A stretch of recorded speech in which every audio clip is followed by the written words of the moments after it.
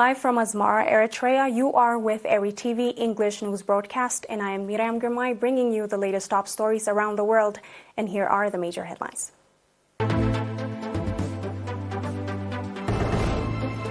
Monetary contributions towards Martyrs Trust Fund. Training on social science to youth in the northern Red Sea region. Macron says global lending system must adapt to fight climate change at Paris summit. 11th package of EU sanctions.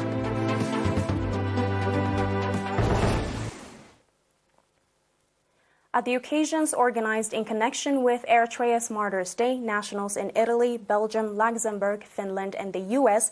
contributed over €38,000 and $5,000 towards augmenting the National Martyrs Trust Fund. According to a report at the commemoration events conducted in 17 Italian cities, the nationals expressed their conviction to live up to the expectations of the Martyrs Trust and contributed €30,000 towards the National Martyrs Trust Fund. At the commemoration events organized in Belgium and Luxembourg, the nationals contributed €2,750 and €1,500 respectively towards the National Martyrs Trust Fund. Similarly, nationals in Finland commemorated Martyrs' Day with a candlelight vigil and contributed about €3,780 towards augmenting the National Martyrs Trust Fund. In the same vein, at the commemoration event organized in connection with Martyrs' Day, nationals in Columbus, the U.S., contributed $5,000 towards the Martyrs Trust Fund.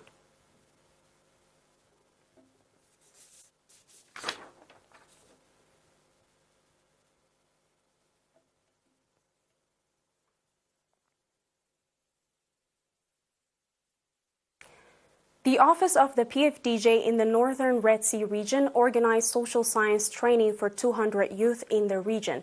The two-week training included ideology and politics, the significance of organization, the history of Eritrea's armed struggle for independence, psychological warfare and resilience, and the role of the youth in the development programs.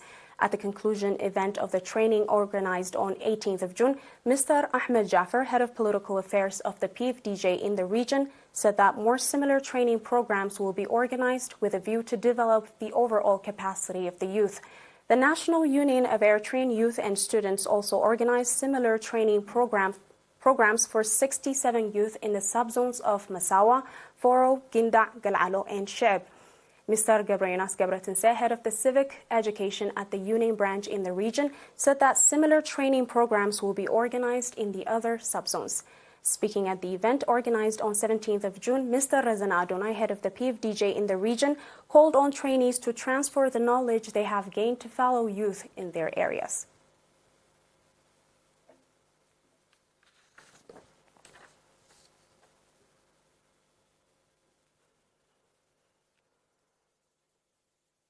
Eritrea's Road Cycling Championship 2023 commenced today, 23rd of June, at Maidimnet area with an individual time trial.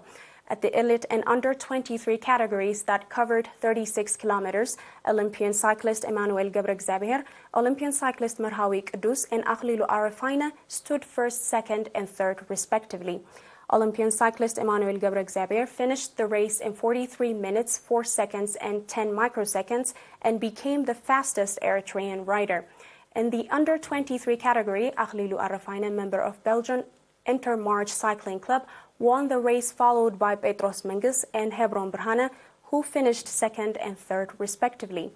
In the female elite and under-23 categories, Adiam Dawit from Denden Club, Berkhti Fasaye from Galanefhi, and Mona Lisa Raya from Southern Region became winners of gold, silver, and bronze medals, respectively.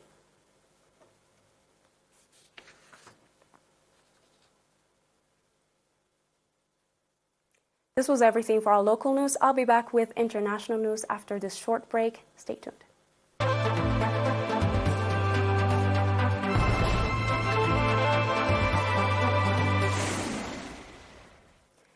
French President Emmanuel Macron told global leaders on Thursday that no country should have to choose between tackling poverty and dealing with climate change at the summit tasked with reimagining the world's financial system. The Summit for a New Global Financial Pact is aimed at finding the financial solutions to the interlinked global goals of tackling poverty, curbing planet heating emissions, and protecting nature. In his opening remarks, Macron told delegates that the world needs public finance shock to fight these challenges, adding that current systems was not well suited to address the world's challenge. At the event, Ugandan climate campaigner Vanessa Nakate criticized the fossil fuel industry, saying they promise development for poor communities, but the energy goes elsewhere and the profits lie in the pockets of those who are already extremely rich. She also noted that the poor communities don't have to accept toxic air and barren fields and poisoned water so that they can have development. Economies have been battered by successive crises in recent years, including COVID-19, the war in Ukraine, spiking inflation, debt, and spiraling cost of weather disasters intensified by global warming.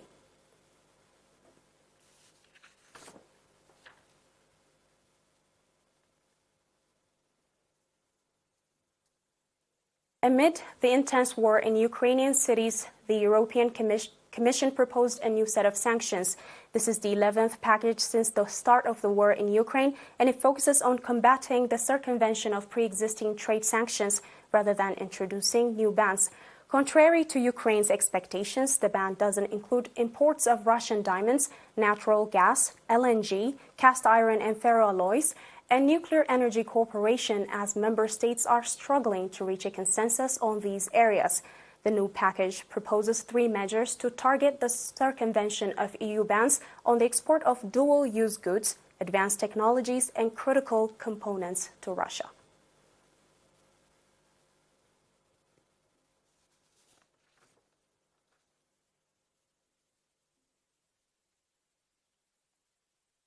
Iran and the United Arab Emirates have signed a major agreement to cooperate on air transport services as the 2 Persian Gulf countries seek to deepen their economic and trade ties amid a regional détente.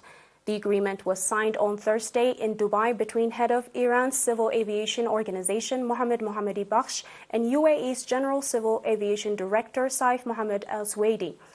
The agreement will help Iran and UAE expand their aviation connections in order to boost trade and tourism opportunities in the 2 countries. Iran and the UAE are seeking to normalize their relations after the 7 years of downgraded diplomatic ties, mainly because of the problems that existed in political relations between Iran and Saudi Arabia.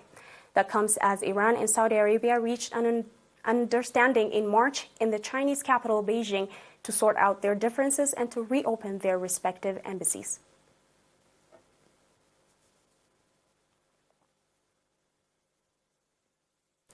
This has been everything for tonight, dear viewers. Thank you for tuning in, but before we finish, a little reminder of our news headlines. Monetary contribution towards Martyrs Trust Fund. Training on social science to youth in the northern Red Sea region.